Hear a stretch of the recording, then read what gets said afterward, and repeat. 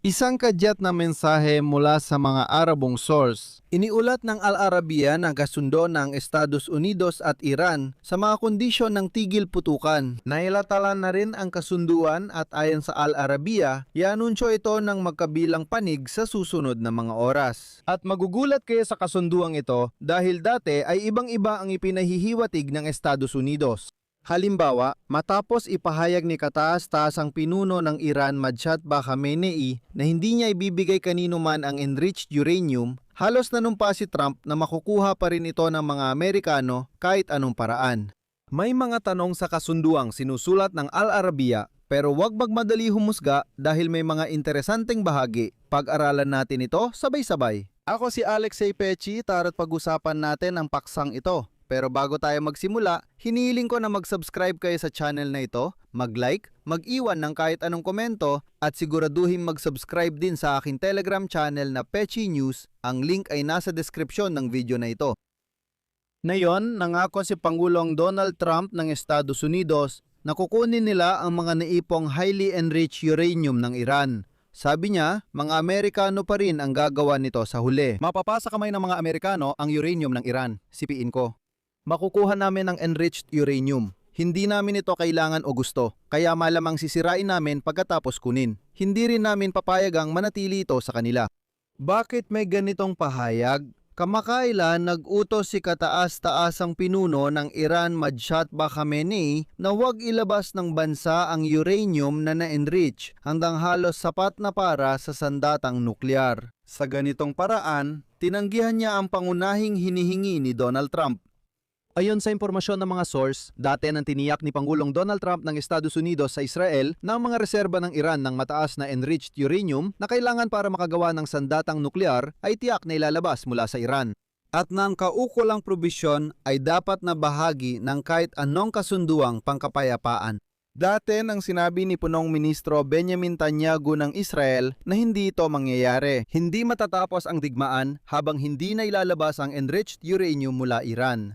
Hindi titigil ang Tehran sa suporta sa mga armadong grupo at mananatili ang kakayahan nila sa ballistic missiles. Hanggat hindi natutupad ito, hindi matatapos ang digmaan. Sinabi ng isang mataas na opisyal ng Iran sa Reuters na ayon sa utos ng kataas-taasang pinuno at pagkakaisa ng mga namumunong lupon, dapat manatili sa Iran ang reserba ng enriched uranium. Naniniwala ang mga lider ng Iran na ang pagpadala ng uranium sa ibang bansa ay maglalagay sa bansa sa mas malaking panganib ng pag-atake mula sa Estados Unidos at Israel. Kaya sa ganitong sitwasyon, tila kakaibang sabi na handa na ang kasunduan ng Iran at Estados Unidos.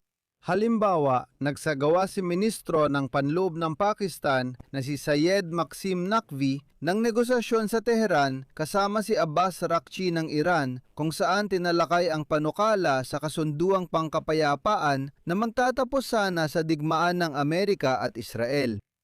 Ibinahagi ito ng Iranian News Agency Tasnim at sinabi ng kalihim ng Estado ng US na si Marco Rubio na may ilang positibong senyales na lumitaw. Gayunpaman, hindi posibleng makahanap ng solusyon kung gagamitin ng Tehran ang sistema ng paghap ng bayad sa pagdaan sa Strait of Hormuz na ipatutupad. Ang panahon para sa pangunahing bahagi ng paglalayag ay magsisimula pa lamang sa ika-28 ng Pebrero. Ngunit ang Estados Unidos ng Amerika ay talagang interesado rin na matapos na ang digmaan. Dahil ang kanilang mga puwersa ay medyo napinsala na rin. Ayon kay Bloomberg, iniulat na mula nang magsimula ang digmaan laban sa Iran, nawala na ang Estados Unidos ng halos 3 dosenang drone. Ang MQ-Siam Reaper na nilagyan ng mga sistema ng paniniktik at pagmamanman, ngunit maaari rin itong magdala ng mga sandata para sirain ang mga target tulad ng mga misail at guided bombs. At ang isang ganitong drone ay nagkakahalaga ng humigit kumulang 30 milyong dolyar, kaya ito ay malaking usapin sa pera. Sa mga drone pa lang, umaabot na sa halos 1 bilyong dolyar. Sa bilang naman, maaaring nawalan ang mga Amerikano na hanggang 20% ng kanilang MQ-Siam Reaper na mayroon sila bago magsimula ang digmaan. Sa kabila nito, hindi na gumagawa ng ganitong mga aparato para sa sandatahang lakas ng Estados Unidos. Kahit na ang kumpanyang gumagawa nito na General Atomics ay patuloy pa ring tumutupad sa mga order para sa iba't ibang bersyon ng mga drone na ito, para na sa ibang mga bansa. Bilang kapalit ng Reaper para sa mga Amerikano, mga 10 Avenger drone lang ang nailabas. Ang MQ Siam Reaper ay aktibong ginamit sa Iraq, Afghanistan, Africa, Gitnang Silangan, sa mga bansang NATO sa Silangang Europa at sa ibabaw ng Dagat Itim. Noong 2015 iniulat ng Pentagon na ang drone na ito ang pumatay kay Mohammed Emwazi, isang militante ng ISIS na sangkot sa pagpatay ng ilang kanluraning bihag. Ang pinakakilalang biktima ng drone na ito ay si Qasem Soleimani, ang commander ng unit militar ng Islamic Revolutionary Guard Corps ng Iran. Siya ang nag-organisa ng halos lahat ng mahahalagang operasyon ng mga serbisyong pansiguridad at sandatang lakas ng Iran sa loob ng 20 taon. Noong Enero 2020, paalala ko lang, pinasabugan ng MQ Siam Reaper ng mga misil ang convoy kung saan si Soleimani ay papalapit sa paliparan ng Baghdad. Kasama niya, namatay rin ang ilang matataas na opisyal ng militar ng Iran. At sa ganitong sitwasyon, iniulat ng channel na Al Arabi na ang Estados Unidos ng Amerika at Iran ay nagkasundo na tapusin ang digmaan at magsimula ng negosasyon. Ayon sa ulat ng nasabing channel, ang kasunduan ay naglalaman ng mga sumusunod na punto. Agad, komprehensibo at walang kondisyong tigil putukan sa lahat ng front, lupa, dagat at himpapawid. Tapwa may obligasyong iwasan ang pag-atake sa infrastrukturang militar, sibilyan o pang-ekonomiya. Pagtigil ng mga operasyong militar at pagtigil ng digmaang pang-impormasyon. Obligasyong igalang ang soberanya, teritorial na integridad at hindi manghimasok sa panloob na usapin. Mga garantiya ng kalayaan sa paglalayag sa Persian Gulf, Kipot ng Hormuz at Golpo ng Oman. Pinagsamang mekanismo para sa pagmamanman ng pagpapatupad at paglutas ng mga alitan. Magsisisimula ang negosasyon sa mga isyong hindi pa nare-resolve sa loob ng 7 araw.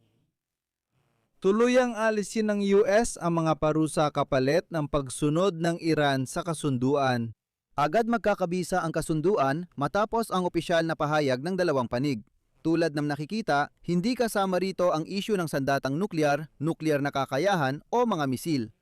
Walang suporta para sa mga proxy forces. Sa madaling salita, wala talaga ang mga pangunahing isyu. Kaya dapat nating tandaan na ito ay isang kasunduan lamang para itigil ang bigmaan at lumipat sa yugto ng negosasyon. Ayon sa mga Amerikano noon, pagkatapos nito magsisimula ang 30 araw ng negosasyon. Tingnan natin kung ano ang ianunsyo ni Donald Trump ngayon. Dito ko natatapusin. Ibahagi ang inyong opinyon at mga konklusyon sa mga komento sa ilalim ng episode na ito. Mag-subscribe sa channel, pindutin ang kampanilya at huwag kalimutang mag-like. Yun lang po, ingatan ninyo ang inyong sarili. Paalam sa lahat.